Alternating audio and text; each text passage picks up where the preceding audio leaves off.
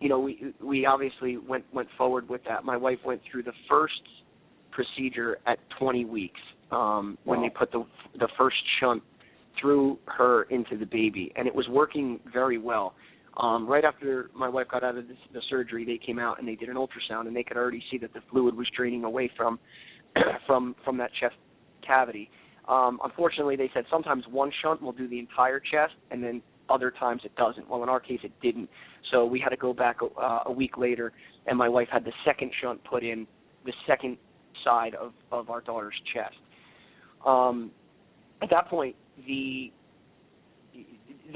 were excited for the fact that the procedure was working. However, they didn't know exactly how well it was going to work. And then as far as the development of the baby, I remember them speaking, and it wasn't too promising, that if the baby was to be born, she really wouldn't have much life or much thrive. You know what I mean? They didn't believe that she would be able to function at a normal, let's just say a normal level. Again, if we could have our baby with us, that's all that our concern was. So Sure. The shunts worked great. And we were going back week by week, or just to keep updated and to see how it was working. At 31 weeks, we went back, and one of the shunts had come out of the baby's chest, and they told us that could happen because as the baby moves in utero, or sometimes even the baby will reach down and actually pull it out accidentally. Wow. And in this case, one of the shunts did come out, and they saw that she was filling up with fluid rapidly. The fluid began to come back and at a rate that they immediately said, we need to get this child born right now. And the reason they were so adamant is because they can get a lot of information through the cord blood. More data can be taken from blood than just through my wife. And if you have the baby actually born, they're able to get cord blood, which they can test more. So they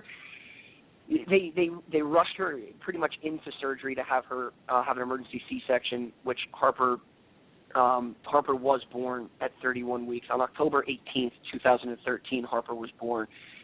She was extremely edematous.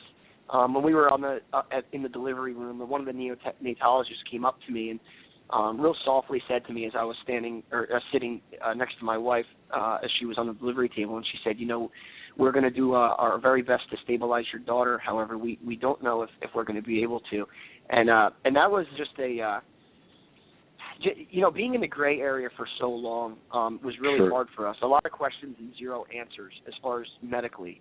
We were looking at all these medical doctors like, well, you need to tell us what's going on. And as much as they wanted to, they just could not.